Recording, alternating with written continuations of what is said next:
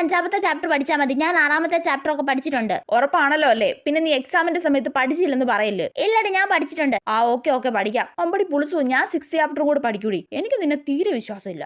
കടയിൽ പോലെ പഠിക്കാനുണ്ടല്ലേടി? ഏതവനാണോ ഈ എക്സാം ഒക്കെ കണ്ടുപിടിച്ചേ? ഞാൻ പ്രധാനമന്ത്രി ആയാലും ആദ്യം എക്സാം ഒഴിവാക്കൂടി, എന്നിട്ട് എല്ലാരും ജയിപ്പിക്കും. എന്നാലും ഇത്രയും ടെക്നോളജി ഒക്കെ ഉള്ള കാലത്ത് കോപ്പി അടിക്കാൻ മാത്രം ഒരു ടെക്നോളജിയും കണ്ടുപിടിച്ചില്ലല്ലോടി. എടി, ഞാൻ എക്സാമിന്റെ സമയത്ത് എപ്പോഴും ആലോചിക്കൂടി, എനിക്ക് എന്തെങ്കിലും സൂപ്പർ പവേഴ്സ് ഒക്കെ ഉണ്ടായിരുന്നെങ്കിലെന്ന്. ഞാനും. നമ്മൾ എക്സാം ഹോളിൽ ഇരുന്നിട്ട് എക്സാം ക്വസ്റ്റൻ ഒക്കെ വായിച്ച് ആൻസർ എഴുതാൻ വേണ്ടിയിട്ട് നമ്മുടെ തൊട്ടു മുന്നിലുള്ള ബോർഡിലോട്ട് നോക്കും. അപ്പൊ ആൻസർ ഒക്കെ ബോർഡിൽ ഇങ്ങനെ തെളിഞ്ഞു വരും. പക്ഷെ അത് നമുക്ക് മാത്രം കാണാൻ പറ്റൂ, വേറെ ആർക്കും കാണാൻ പറ്റൂല. എന്നിട്ട് നമ്മൾ ബോർഡിൽ നോക്കി സുഖമായിട്ട് എക്സാം എഴുതിയിട്ട് ബാക്കിയുള്ള സമയത്ത് വെറുതെ ഇരിക്കും. റിസൾട്ട് വരുമ്പോൾ നമുക്ക് ഫുൾ മാർക്ക്. ആഹാ, അങ്ങനെ ഒരു കഴിവ് കിട്ടിയിരുന്നെങ്കിൽ എന്ത് അടിപൊളിയായിരിക്കും അല്ലേടി?